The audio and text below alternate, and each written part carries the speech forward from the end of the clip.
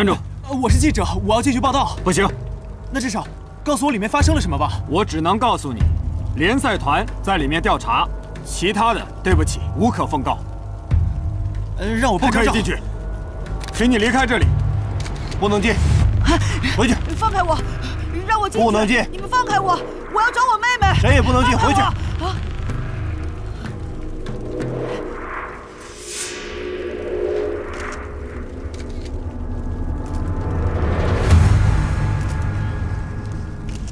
没用，等着吧。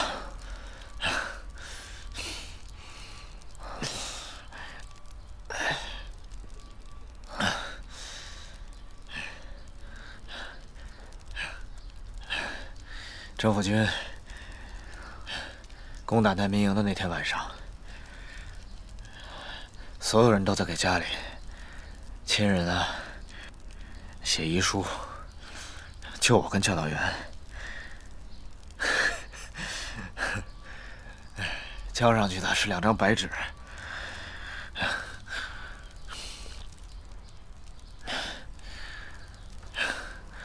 如果咱们能活着出去，在一起行吗？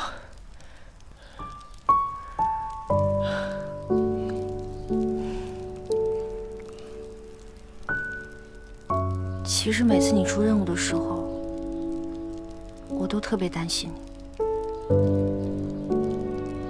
担心你会有危险。我觉得这种感觉应该就是，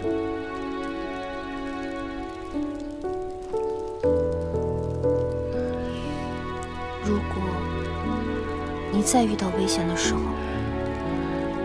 我希望你能够第一时间想起我，想到还有这么一个人正在为你祈祷，一直惦记着你。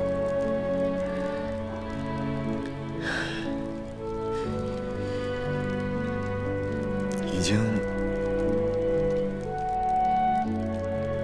很久没人跟我说过这样的话了。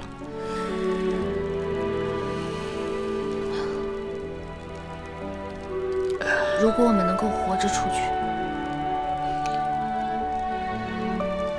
我们就在一起吧。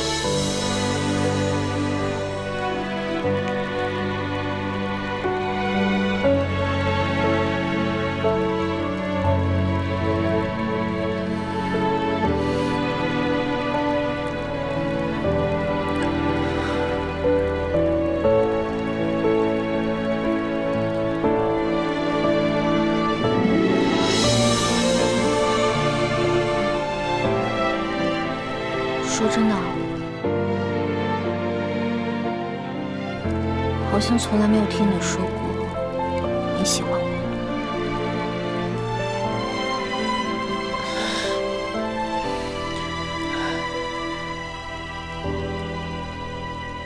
我想说，但是我不敢说。我觉得这句话太重了，我怕我负担不起。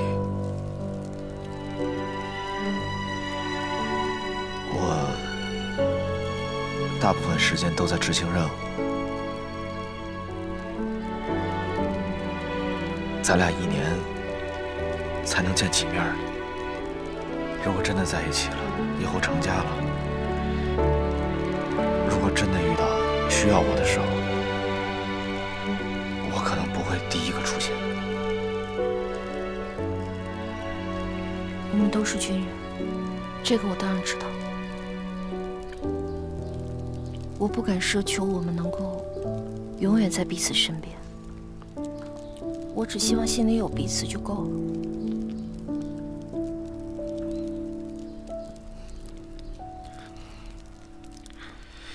哎，我知道你替我挡枪的时候，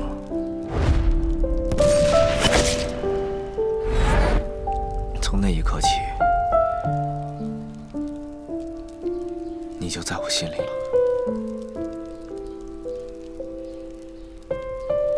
每到夜深人静的时候，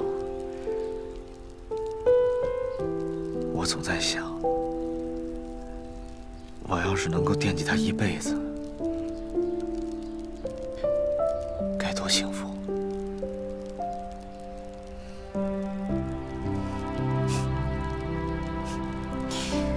原来是因为你欠我一条命，所以才喜欢我的。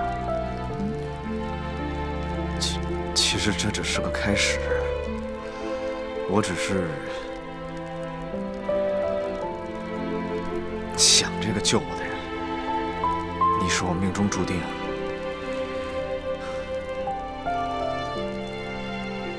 是我一辈子的死结。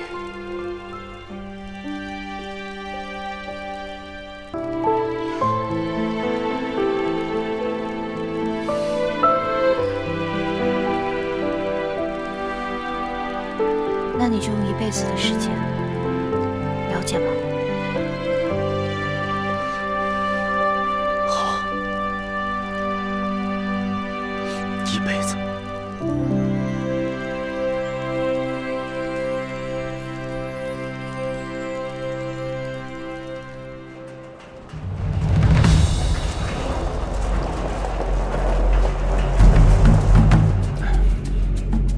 开快点儿！是。总统先生，我们得到消息，已经有警察赶到现场了。还有其他消息吧？没有了，总统。快点儿！是。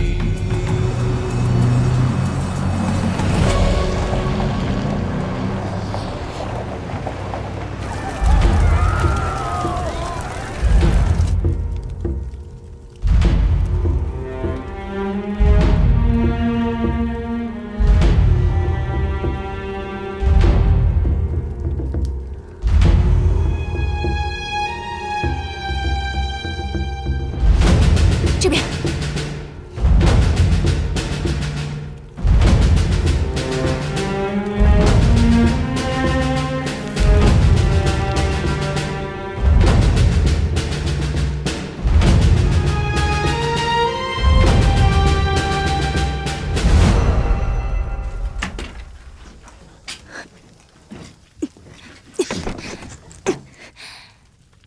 门应该是被堵了。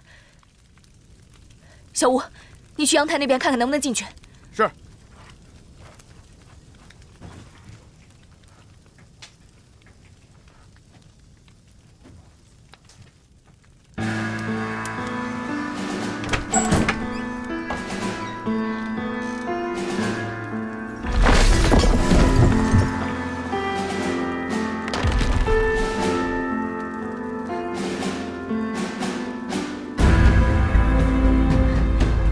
报告营长，发现班达，他还活着。太好了，太好了，子楠。这样啊，你赶紧把他带回维和步兵营的临时医疗点。我会派医护人员和你一块照顾他啊。好的，我会好好照顾他的。大家快来搬！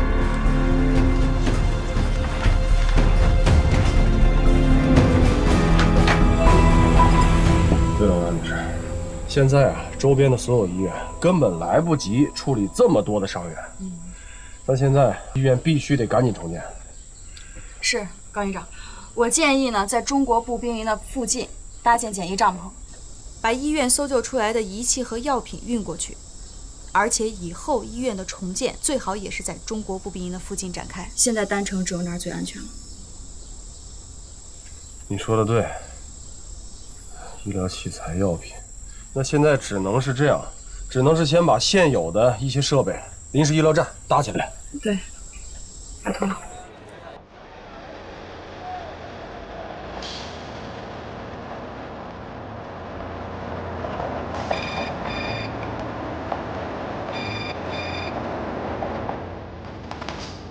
什么？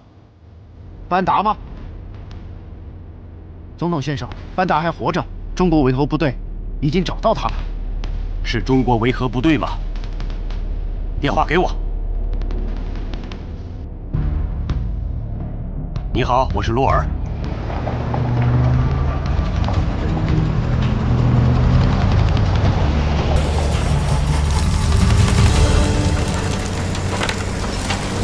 没事吧？快！快！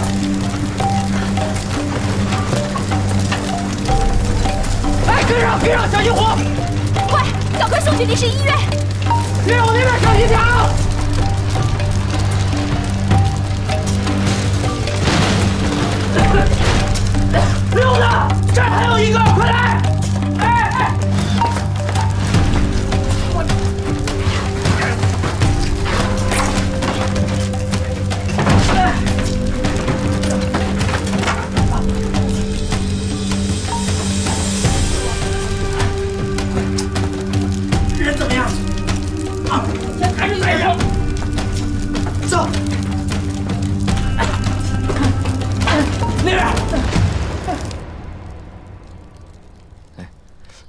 我讲一讲你的过去，小时候的故事。你小的时候长得怎么样？是不是特别可爱啊？有机会去你家，你给我看看你小时候的照片。我小时候跟假小子似的，特别爱跟男生打成一片。拍的那照片你就别看了，都是那种穿着军装、舞刀弄枪的。那不如我来跟你讲一讲我小时候的事儿吧。好。高中毕业那年，我就失去了父母。那一年是2008年，所有中国人都知道那一年，除了奥运会，就是汶川地震。2008年5月12号下午的2点28分04秒，我家住的那个地方，北川县发生了地震。我记得前一天晚上还跟我爸妈一起吃饭，有说有笑的。没想到第2天，一切都成为过去。所以那个时候提到你家庭的时候，你会是那样的反应？有的时候我觉得老天挺公平的，有的时候又觉得不可理喻。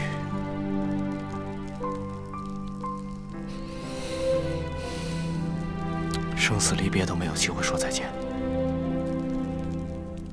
做兄弟有今生没来世，做父母也一样。你还是回去吧。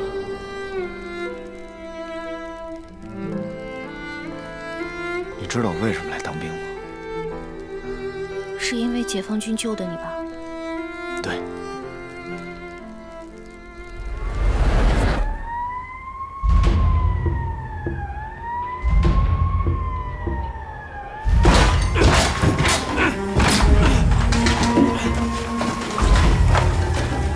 找，看有没有伤员。快，慢点，慢点，慢点。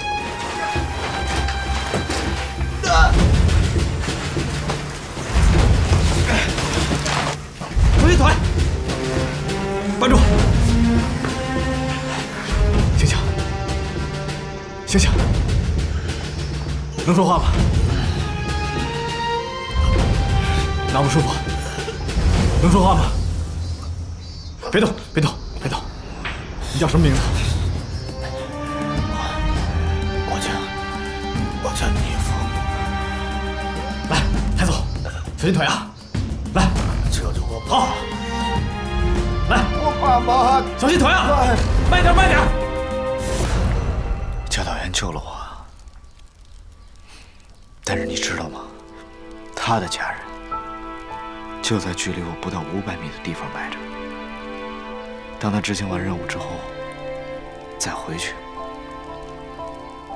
家人都已经不在了。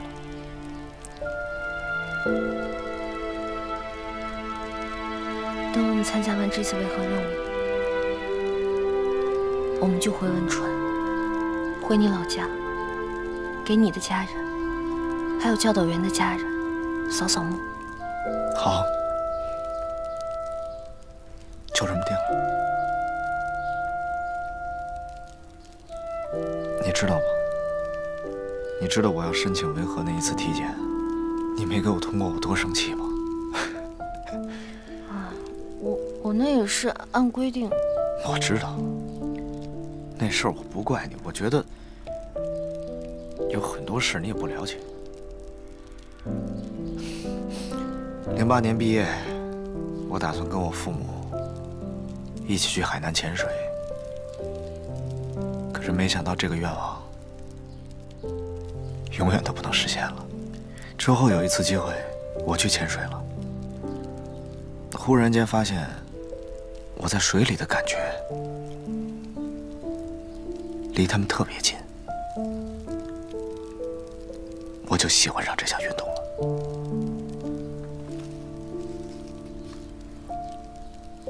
所以，你的中耳炎是潜水造成的？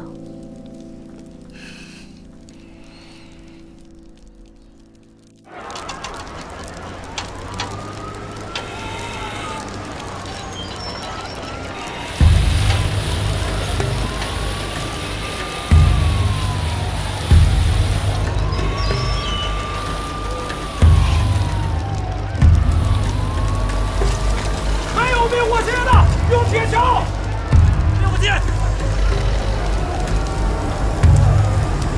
给我拿把铁锹过来！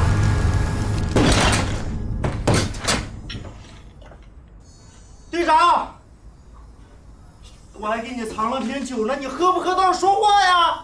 队长，救命！救命！指导员，有幸村长！快！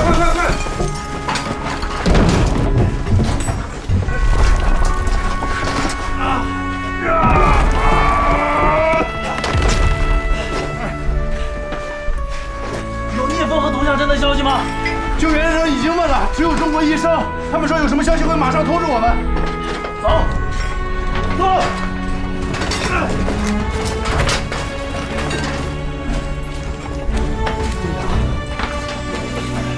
你要是能活着回来，我就把酒给你喝。队长，我从来都没跟人聊过这么多，我今天怎么跟你说了这么些？没事儿，我愿意听。我执行这么多任务，在我的概念里，不知道什么是死亡，害怕。可是今天，我害怕了，我害怕，我想活着，活着出去。可是我一点都不害怕。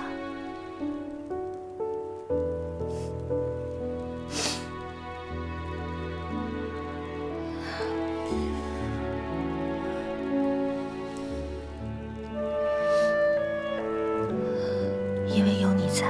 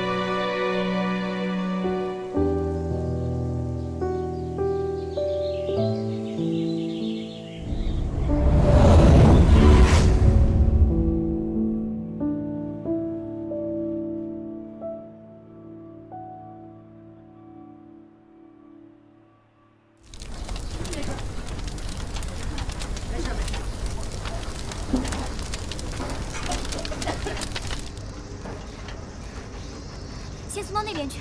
护士小姐，护士小姐，请问童医生在里面吗？你是说童向真医生吗？是的，是的。到现在还没有消息。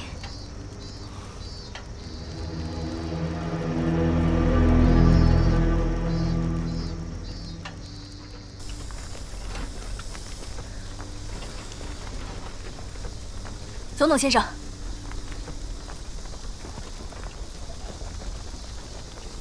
我女儿怎么样？总统先生，你放心吧，她的情况很稳定，我们正要把她转去临时医疗点。好的，现在我来照顾她。好，来。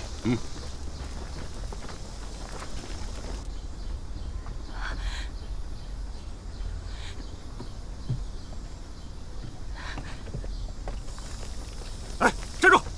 小东西，放开我！跟你说了不让进，还进！放开我！放开他！我认识他。你走吧。少可，你怎么在这儿？我来找我妹妹。你没事吧？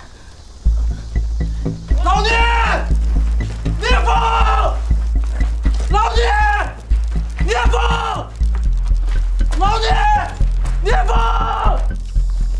沙克，你听我说，你不能留在这里，这里太危险了啊！我不走，我就米娅一个亲人了。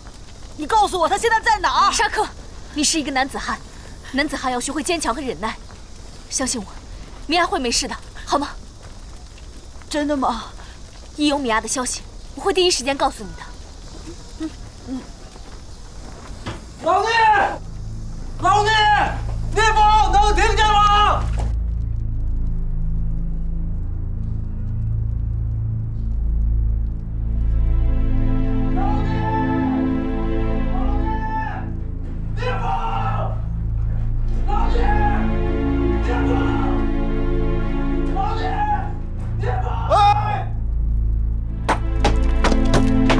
我在这儿呢，米娅和童医生都在这儿，米娅快坚持不住了。聂风，你挺住了！教导员找到聂风了！童医生，他们来了！小珍，快醒醒！米娅，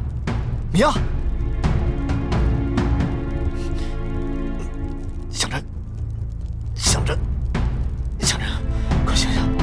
来人了！来人救我们了！米娅，老宋，营长，教导员，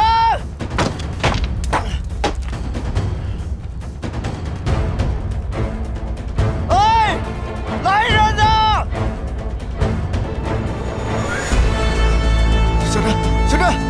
小珍，快醒醒，来人了！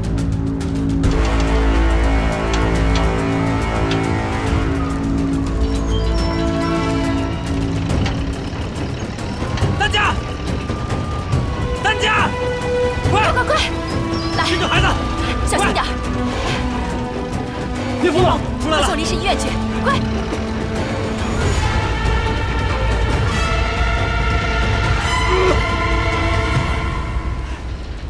兰姐，牧阳，兰姐，队长、童医生还有米娅都已经找到了，是吗？他们怎么样了？没事儿。他现在在哪儿？米娅已经被送到步兵营旁边的临时医院去了。沙克，你小心点儿。我们走吧。走。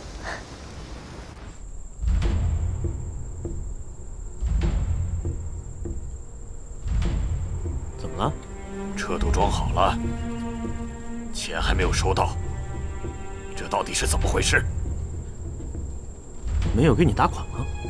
没有，我查了账户，那里没有钱。你确定吗？有没有搞错？你确定没有收到钱？没有。这样啊，那你放心吧，朋友，我会尽快落实好的。你要相信我。好吧，你应该知道，没人拖欠过我的钱，你知道为什么吗？为什么？那些人都在坟墓里。好吧，哎呀，请放心，你跟我不是第一次合作了，我们已经是朋友了，你会收到钱的。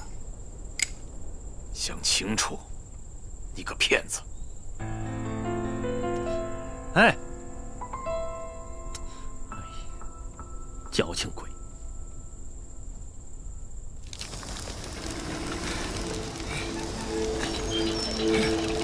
秦牧阳，建成，到！陆子楠，把他俩送进医院，快！是。姑姑，是。注意安全啊！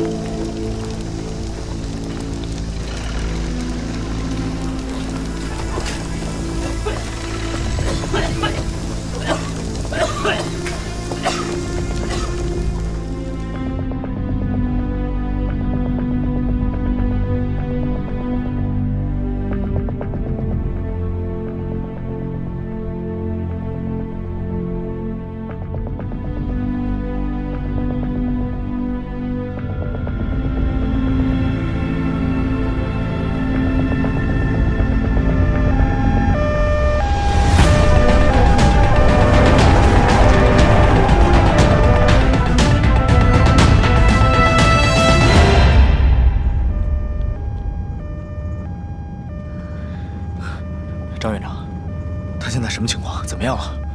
应该不会有太大问题，就是被困在下面时间太久，脱水很严重。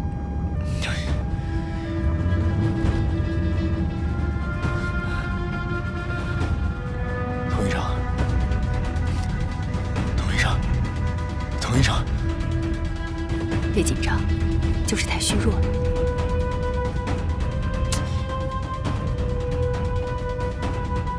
那现在怎么办？想想办法呀，郑院长。别急，不会有太大事的。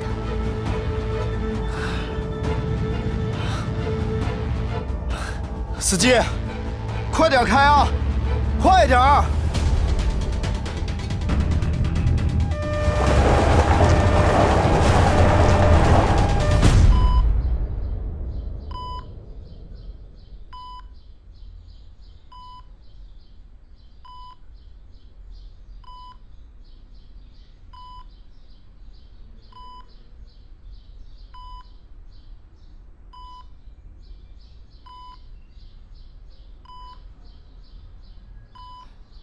总统先生，脉搏稳定，应该是没事的，好好休养就好了。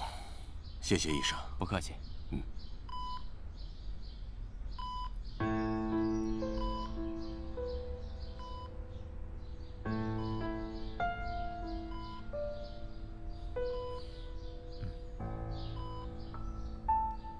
总统先生，打扰一下，我们已经安排好了，按照计划，新闻发布会会在1个小时之内举行，你可以准备一下。去把记者都给我找来，好，马上帮我准备发言稿。快去吧。好的，发言稿很快就可以准备好，您放心。好。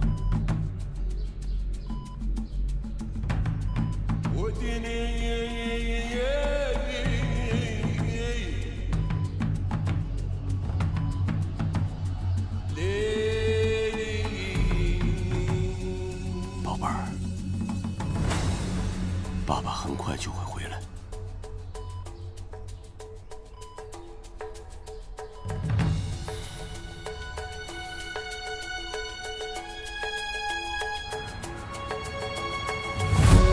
我们强烈谴责这次恐怖事件。塞利亚政府会联手在丹城的维和部队，严厉打击各种恐怖分子。我们已经跟联赛团一起搭建了临时医院，来救治伤员。总统先生，此次事件的幕后主使是谁？目前还不确定，但是维和部队在帮助我们调查，我相信会有一个结果的。一经查实，我们会在第一时间公布调查结果。总统先生，听说您的女儿现在也在医院，她目前情况怎么样？很幸运，我的女儿已经脱离了危险。这次多亏了中国的维和部队的帮助。外界传闻我和维和部队有矛盾，这些都是毫无根据的谣言。我和维和部队之间的关系很好，我希望各位帮我传达这样的消息：我们塞利亚政府坚决反对恐怖行径。虽然我们并不太平，但是我们热爱和平。我一定会为此付出我的努力，请社会相信我以及我的政府，我会给大家满意的答复。谢谢。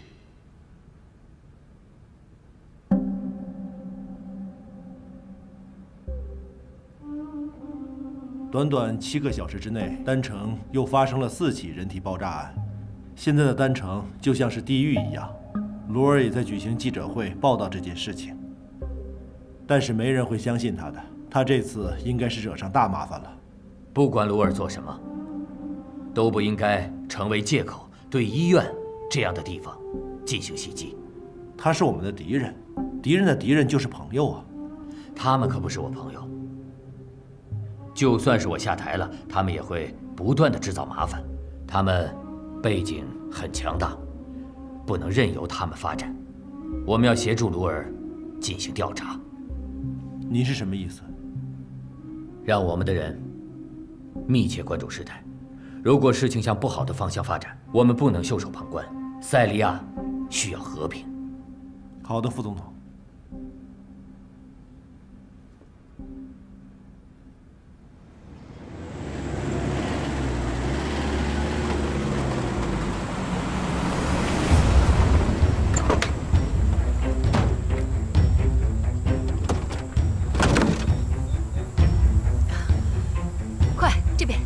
这边。小珍，坚持住，我们到医院了。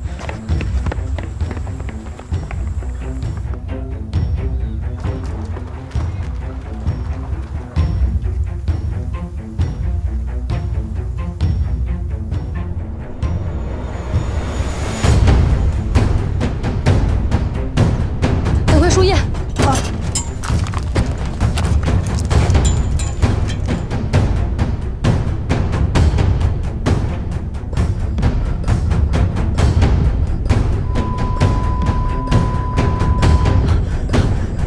米娅，米娅，有没有看到米娅在哪里？在那边。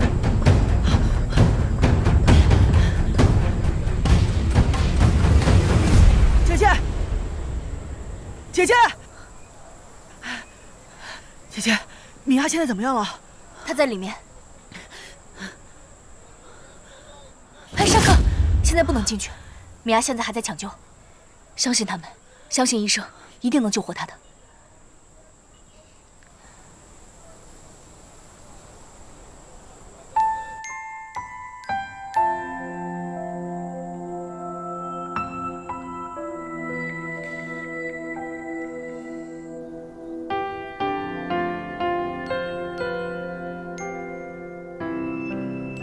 张院长，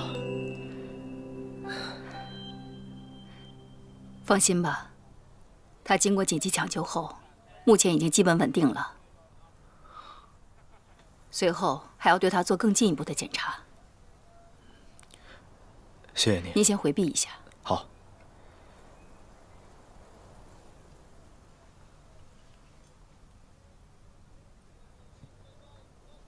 这样，海龙啊，通知到每一个人，咱们所有人啊，一定要记住，把所有角落必须翻遍。首先要确保人员安全，明白吗？去吧。是。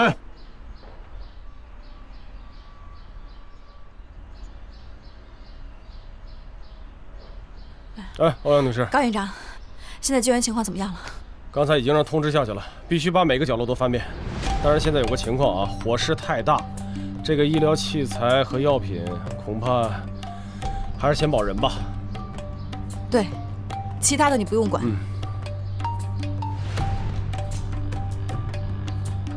先歇会儿，歇会儿。子楠，队长，米娅怎么样？听医生说，因为身体受到挤压，现在还在抢救。向真姐呢？张院长正在给她做检查，她还没有醒过来呢。米娅到底怎么了？她是睡着了吗？不行，我得去把她叫醒。哎，沙克，听姐姐说，现在医生正在抢救米娅，你不能进去。告诉我，她是死了对吗？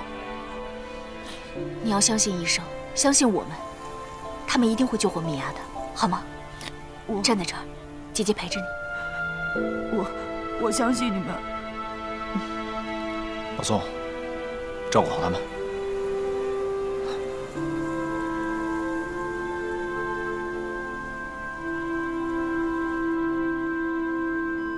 医生，病人恢复心跳了。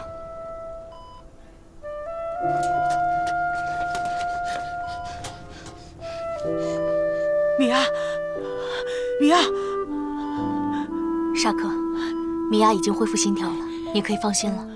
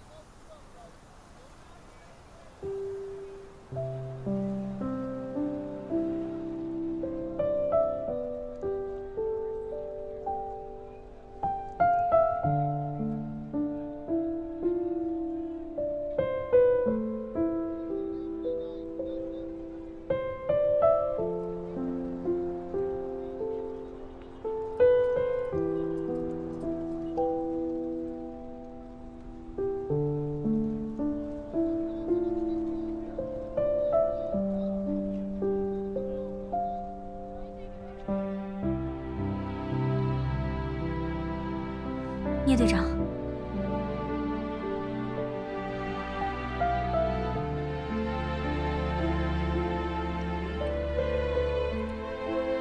香珍姐还没醒，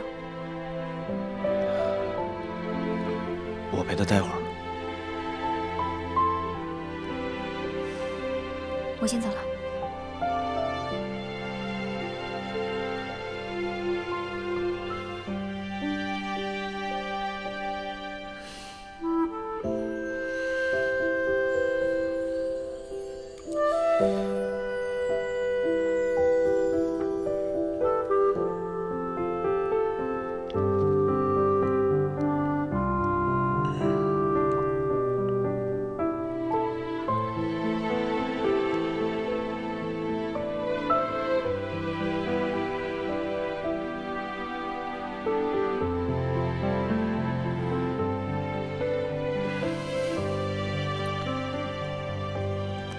在我的概念里，不知道什么是死亡，害怕。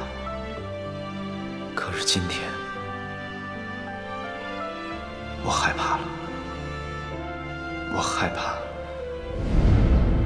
而且我必须要活着出去。可是我一点都不害怕，因为有你在。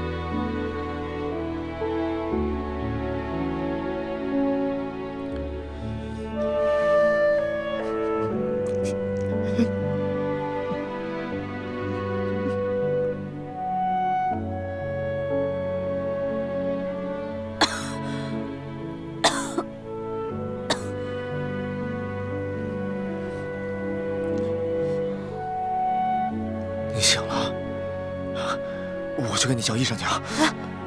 不用了，你别逞强。我没逞强，想吃什么我去给你弄。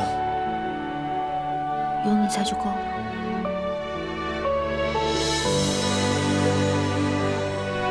怎么感觉你离开了那个密闭的空间，反而更紧张了？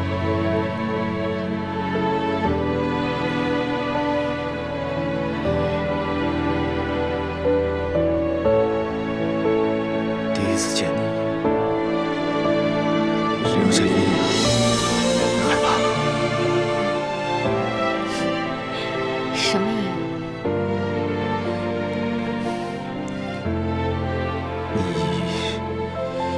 你给我的印象特别高冷，特别难接触，平易不近人的，我有点害怕。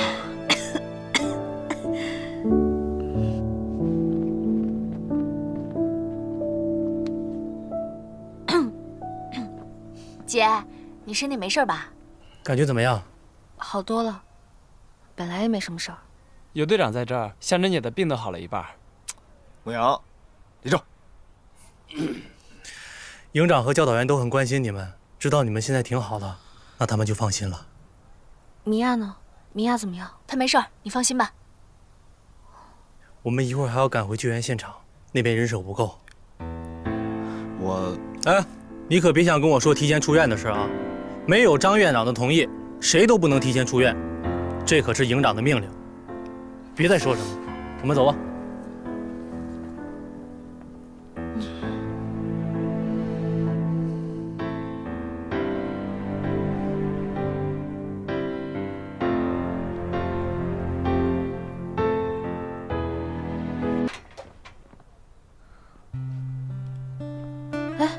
沙克，我听说米娅醒了。谢谢你们。哎，上课。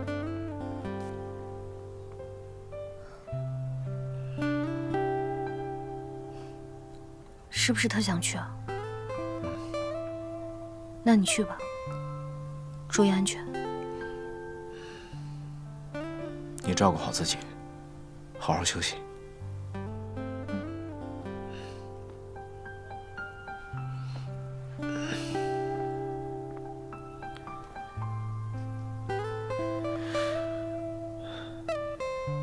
回头回来看你。好。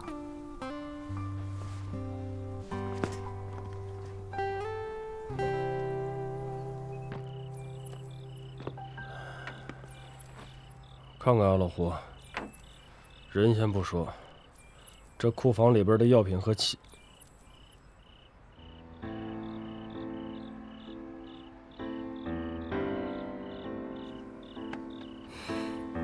累坏了。睡着了。我就说呀，这大火呀一烧起来，整个的器材和药品怎么办？报告，进。营长，焦队员，队长回来了，他要求参加救援。参加什么救援？这不要命了？我说过了，但是他坚决要求参加救援。去吧，去吧，去吧。你这样啊，你们几个啊，务必把他给我盯紧喽啊！是。去吧。你不了解他，我不了解他，肯定得去啊！属兔子的。哎呀，哎，我刚才说这个啊，大火一烧，器材药品全完蛋。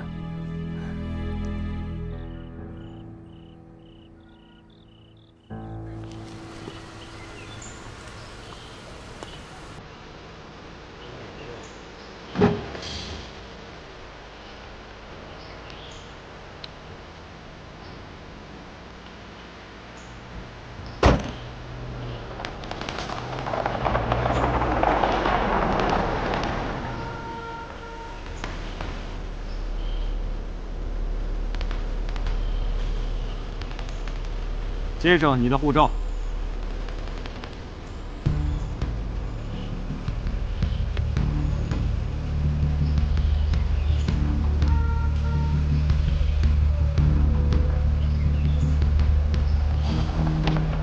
放行。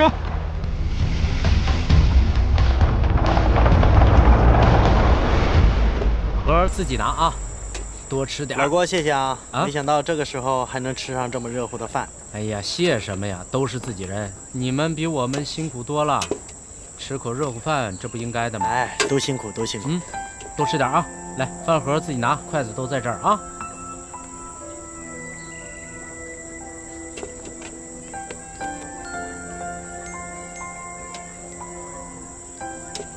来，六儿，谢谢。你接着给他们打啊。啊，好。你给丹尼那份饭呢？在那儿。啊。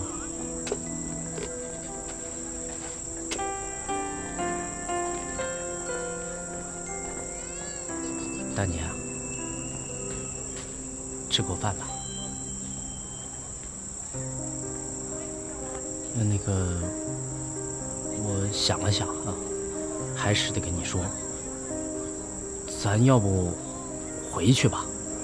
这跟复婚没关系啊，咱回去干点什么都能活。你看，这不是开枪就是爆炸的。我是来工作的，就是因为赛利亚不太平，联合国才会把我派到这儿来。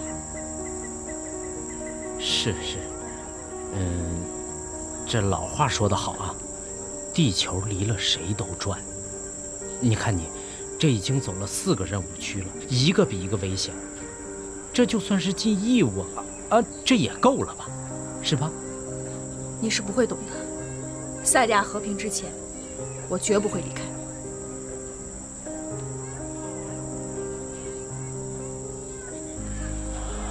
好，别生气啊。我只是说说我的想法和我的心情啊。你在哪儿，我就在哪儿，我肯定一直陪着你啊，就当我没说。哎，副队，你说老郭跟欧阳丹妮同志在聊什么呢？两个人好像很熟的样子。整个塞利亚就这么多中国人，认识不很正常吗？你看你这还结过婚的呢。我觉得两个人光看那个眼神儿没那么简单。你什么意思啊？我的意思是说，两个人可能已经认识很久了，有可能在国内就认识。哎，要不我放个无人机侦查一下？那还放无人机干嘛呀？我直接过去不完了吗？哎，赶紧吃，赶紧吃，往这边看了，往这边看了，赶紧吃。行了啊，你们都别瞎猜了。多吃点。他们俩以前啊是夫妻，很多年前就离婚了。啊，那就合情合理了。我说你这张臭嘴。其实人家老郭也挺不容易的，为了人家欧阳丹妮女士，才来到了塞利亚，就为了一口可口的饭菜，开了一家幺妹儿川菜馆。挺痴情啊。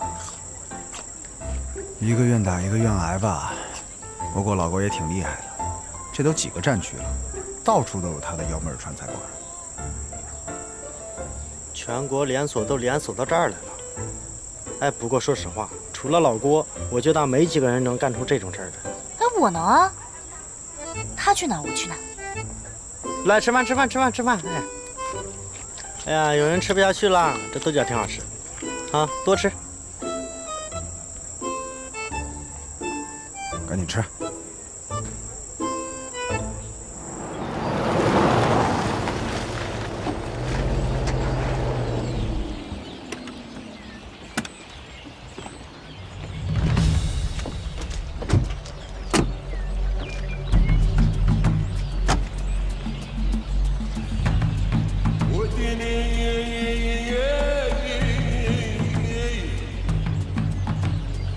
你去那边。是的，老板。你们俩准备好。是的，老板。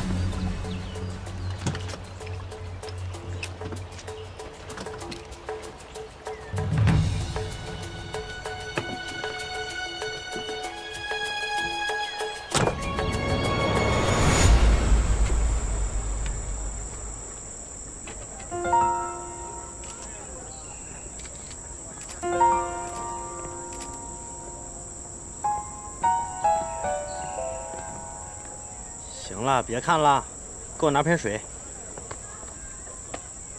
哎，是不是跟欧阳同志没谈拢啊？谁告诉你的？那还谁告诉我？这不全写你脸上了吗？哎呀，光知道你会做饭，什么时候学会的给人看相？哎，一直都会。哦，那你学看相的时候，你师傅没教你？做人要厚道，看破不说破，懂吗？懂。不说，不说。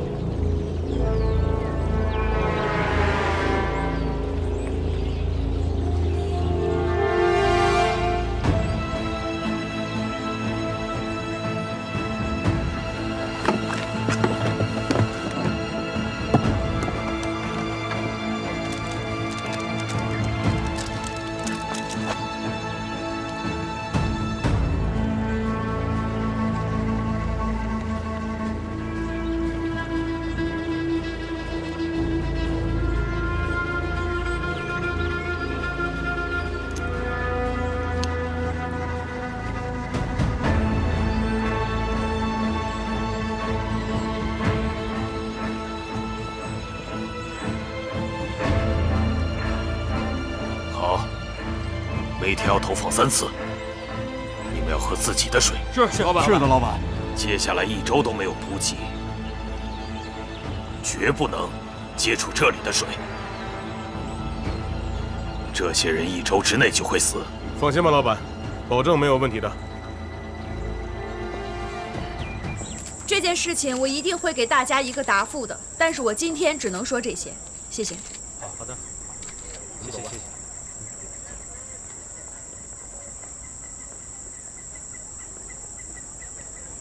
哎，丹尼，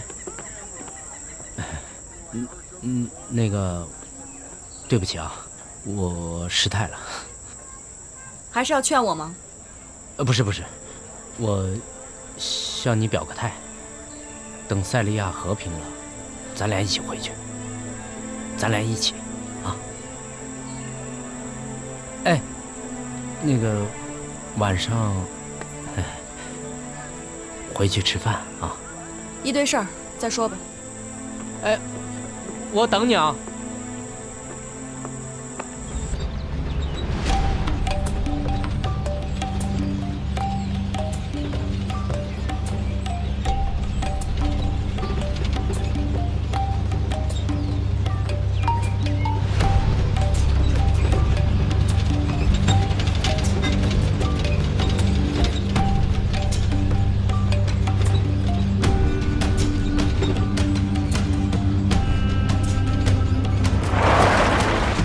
停车干嘛？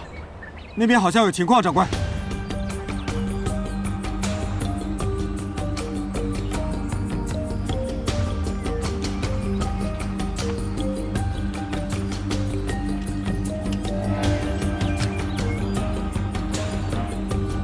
我们去看看。是，长官。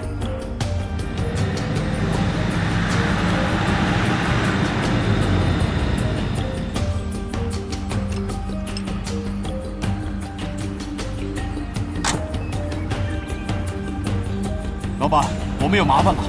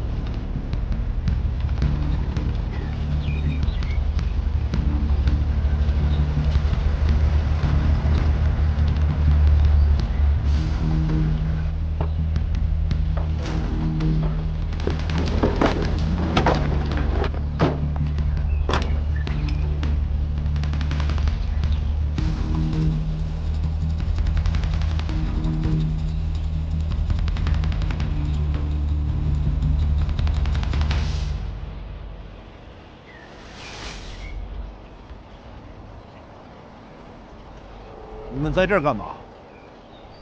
我们只是在这里钓鱼。现在外面在打仗，你们这时候钓鱼？我喜欢钓鱼。那鱼呢？在我车上。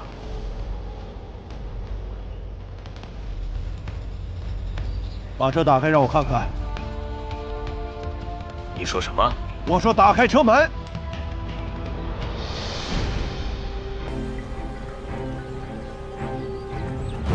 好的，开门。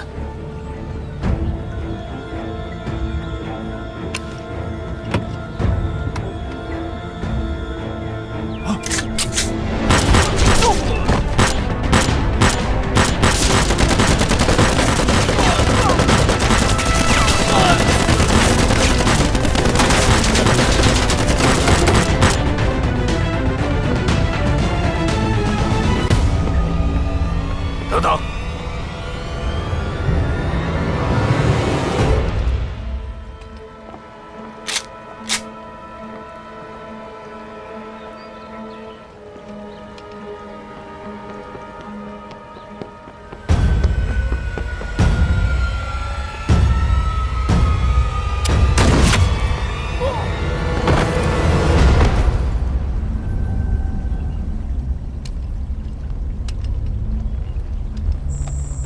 哎，旅长，明白，旅长。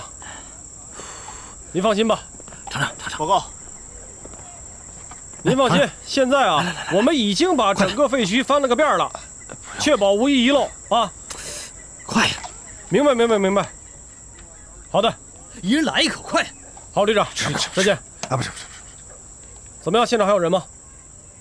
根据医院提供的名单，所有人全部救出来了。行。现在情况怎么样？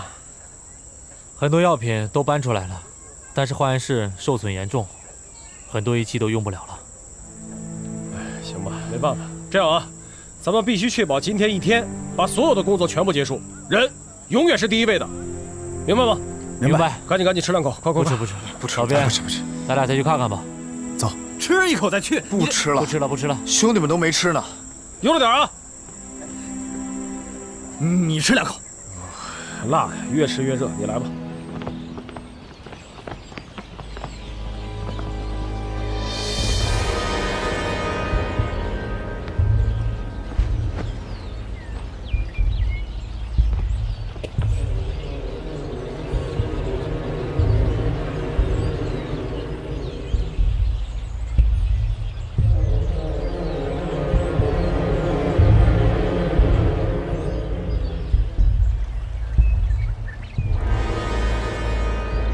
把他们的武器拿走，别留下证据。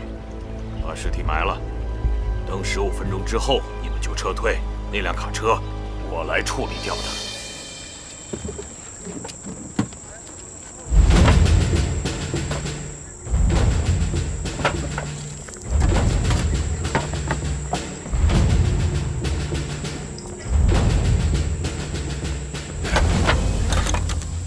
来，这个。哎，你怎么还在这儿呢？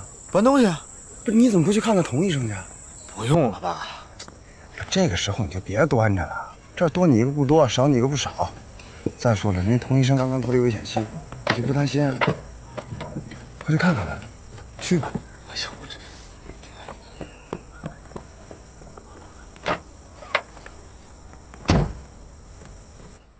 你像有心事儿呢，是不是有什么心事儿啊？其实来塞利亚之前，我就已经做好了充分的心理准备。我知道这里条件很艰苦，我们随时都有可能面对生死。但是来到这儿之后，我才发现，其实这里的局势远比我想象的要复杂得多。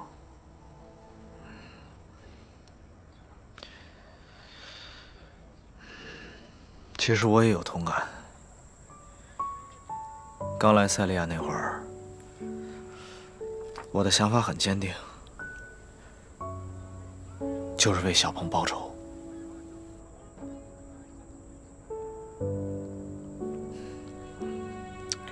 到了这里，我才发现，生活在这里的百姓，日子过得颠沛流离，像沙克那样的孩子，我见得越来越多。我真不知道能为他们做些什么。在塞利亚这个地方，想救一个人，要比杀一个人还要难得多得多。至少我们都还活着，只要活着，我们就能够用自己的力量去保护更多的人。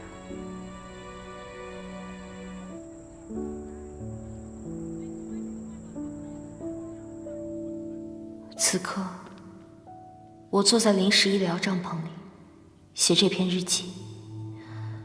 15个小时前，我们的医院被恐怖分子身上的炸药夷为平地，又有那么多无辜的人死去。我在废墟下想的唯一一件事，就是无法承受作为一名医疗工作者，一次次地目睹着死亡发生在自己面前，却无能为力。我甚至连跟死神赛跑的机会都没有。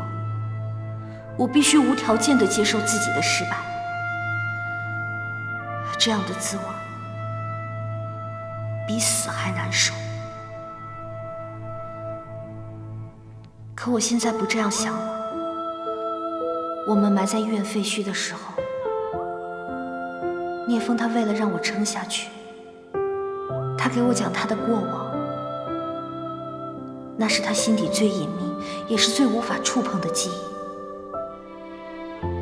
我第一次知道了他的身世。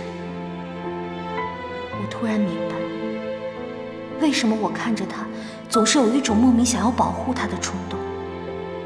他是个活生生的人，是那么需要被温暖、被照顾、被爱的一个人。就在那不见天日的废墟下，我默默地在心里对他说：如果能活着回家，我愿用我的生命给你幸福。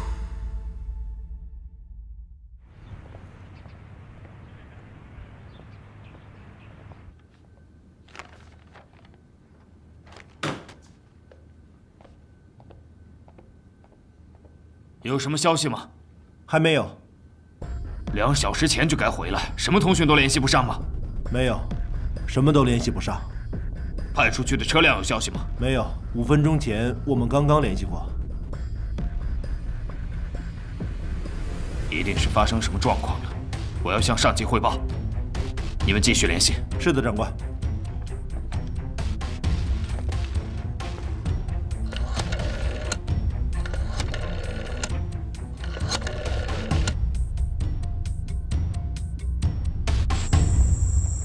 老郭，哎，小六，啊，真辛苦你们了啊！坚持到现在。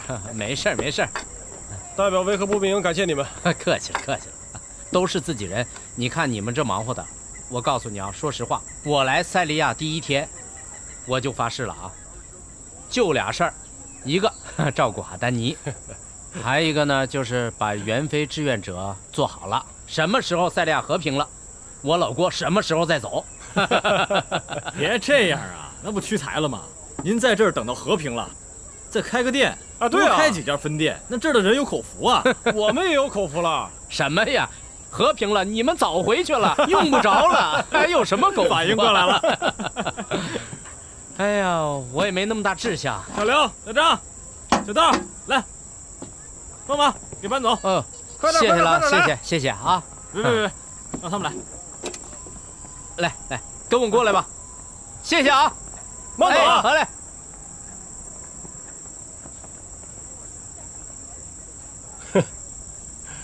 你看人老郭啊，这理想，这抱负多简单。哎呀，是个人物啊。人家想得明白。我就想啊，他为欧阳女士也是付出挺多的。不是，你这话说回来，最有福的是欧阳丹妮呀。啊，才反应过来。你看，不禁念叨，啥事儿啊？看看。欧阳女士，你放心吧啊，老郭已经让我们安安全全的送回去了。啊？什么时候？哦，我明白了。什么情况？利亚国的运输车队失踪了。哎呀，你说这怎么就失踪了呢？现在谁也不知道怎么回事。利亚国已经派战士去搜救了，一点线索都没有，卫星信号也中断了。赶紧的吧。刘天杰，到。这样啊，营长，你赶紧通知咱们的人，抓紧时间收尾，赶紧回去啊！是。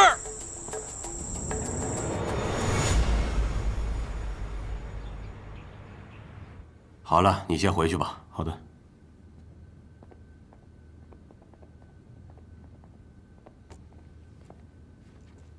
总统先生，这些都是人肉炸弹。是的，总统。我看过这些报告了，写的都是我们无能为力。马努特的反应是什么？马努特还好，他给了我们一些关于人肉炸弹的情报。消息可靠吗？我找人分析过，消息非常的可靠，可以说是很有价值。但是我觉得这个东西，有话直说。马努特会不会故意博取我们的信任，以此来利用我们呢？我觉得马努特不会跟恐怖分子搞到一起的，他还是想帮助我们，一起来消灭在塞利亚的恐怖分子的，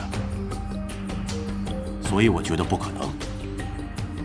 好的，总统先生。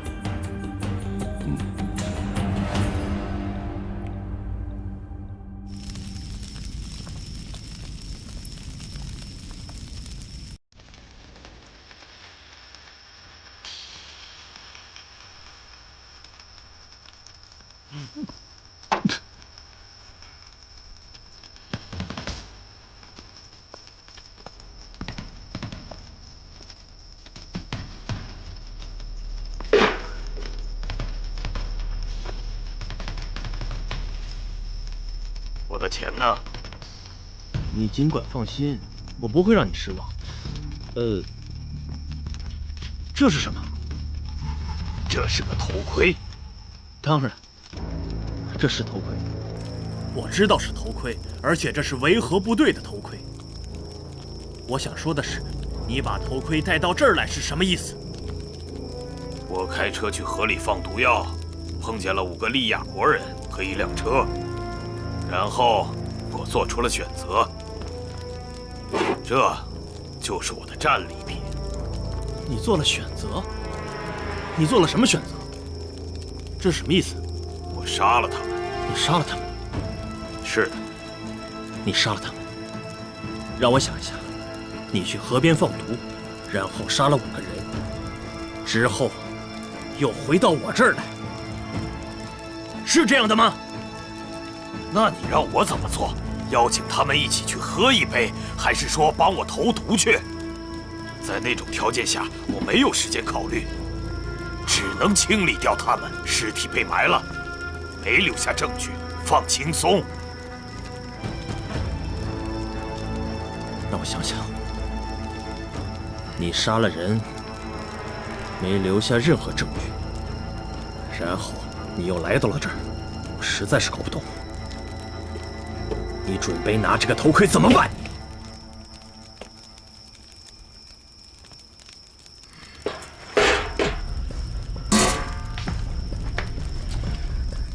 我杀人只是为了钱，调查此事和我无关。如果3天之内我看不到钱，我会带你去挑选一处墓地。哎，等等，等等！你确定你杀了所有的人吗？我们绝对不能留下任何破绽，这个道理你应该明白。嘿，我每次杀人按人头算钱，不过这一次就当是我给你的优惠了。听着，卡车没了，并且尸体也没了，没有目击者和证据，你有什么可担心的，胆小鬼？这才是我想要听到的。现在呢，用你的专业，再帮我一个忙。什么忙？他们的死对我们还有利用价值。这又是什么意思？罗尔和马努特将会举行会议。哦，我们可以利用这几个死人来搞点事情。明白了。我会给你加钱的。你最好这么做。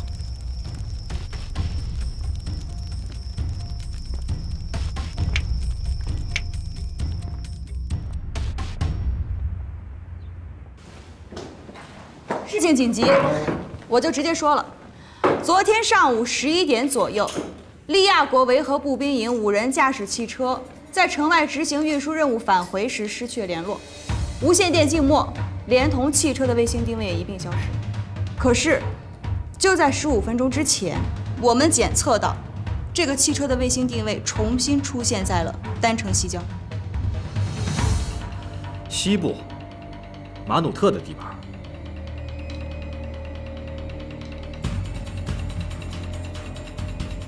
大家都知道，医院刚刚被炸，今早刚刚结束搜救。我怀疑利亚国步兵营的运输车是这个事件的延续。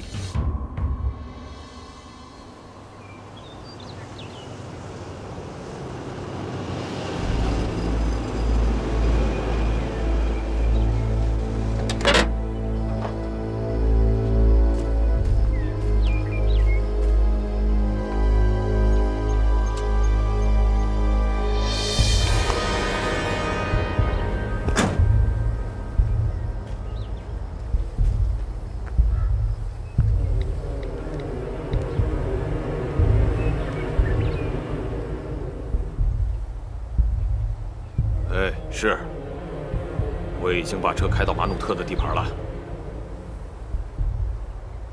好，我很快就会离开。放心吧。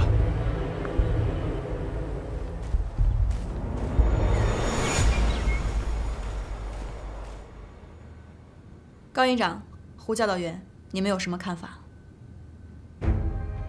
信号失而复得，而且有明显的人为迹象。这方向明显指向的是马努特的武装占领区。我觉得这可能是个阴谋。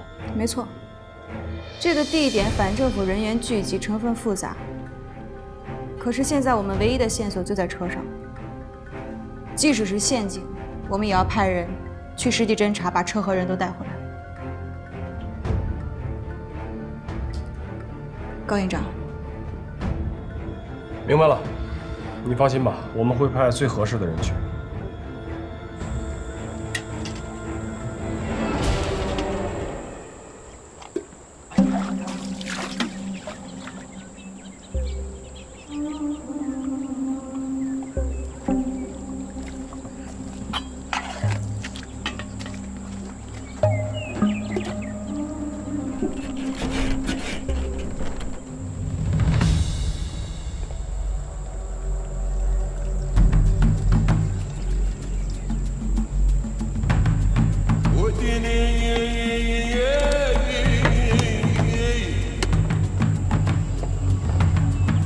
走。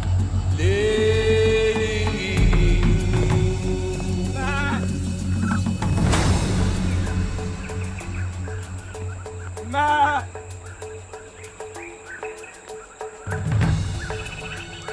妈，妈。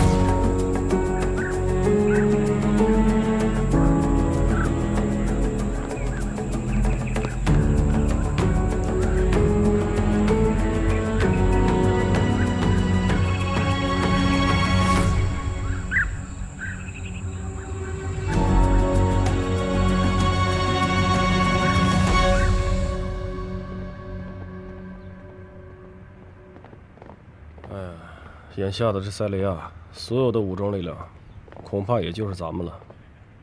欧阳丹尼那儿的压力是越来越重，咱还得替他多分担点压力。况且利亚国和咱们国家关系这么好，咱也不能见死不救。话虽这么说，可是咱明明知道是个阴谋，还是要去。所以啊，得把这次行动想得周全一点。你要说周全，那就只能是聂风他们了。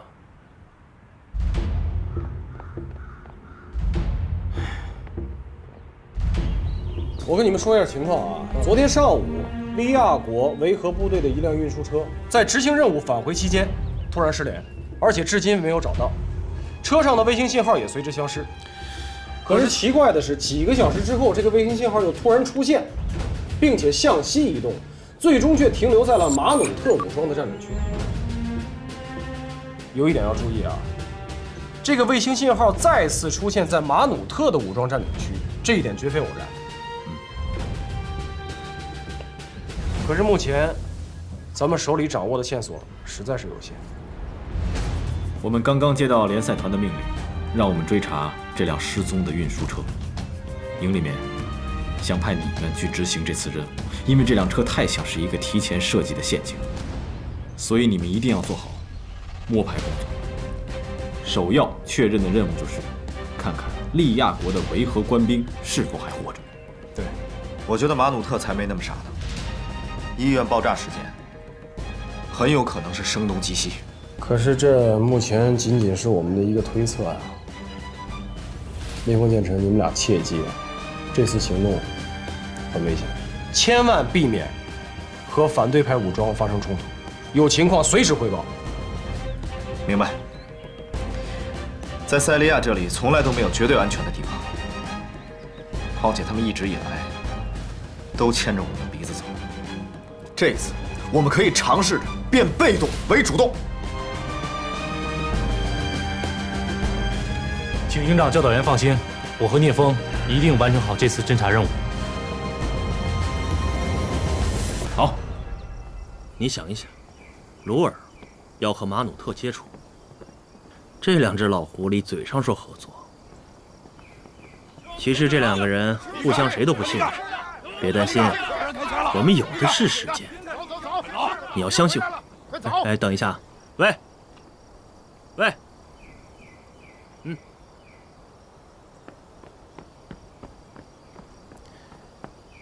怎么了？有一群难民，他们走错路了，所以我把他们赶走了。好。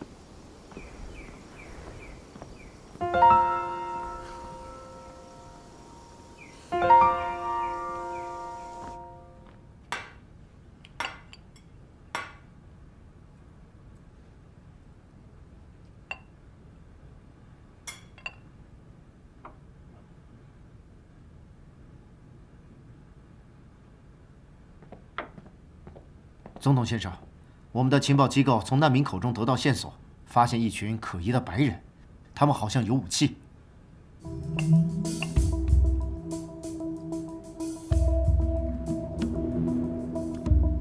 叫护卫队过去，如果反抗，就把尸体带回来。好的，总统，马上去走。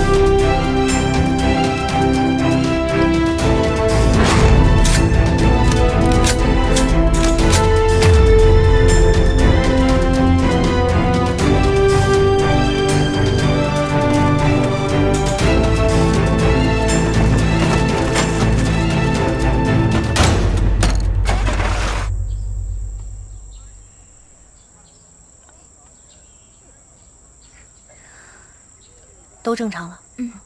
沙克，米娅已经恢复的差不多了。谢谢你们。哎，向真姐，医院就要重建了，你知道吗？真的吗？到时候咱们设备就齐全了，方便工作。好，太好了。姐姐，哥哥他们去哪儿了？哦，我刚才看见聂队长他们出去了，不知道是不是有什么紧急任务。又有新任务了。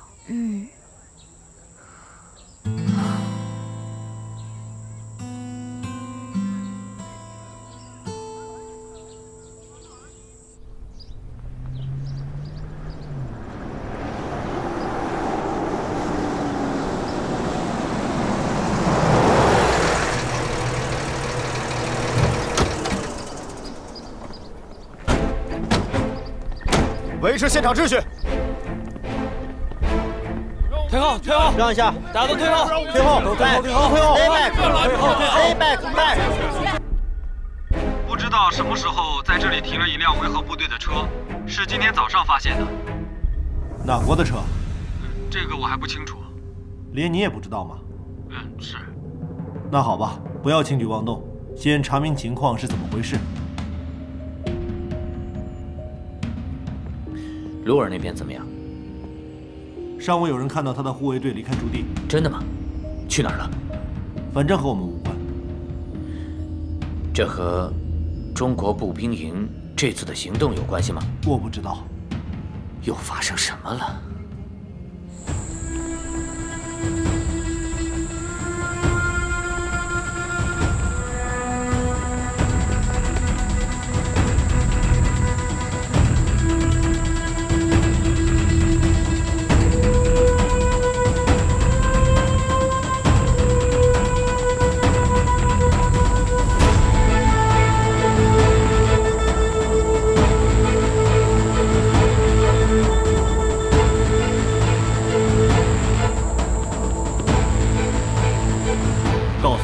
为什么上校没有收到钱？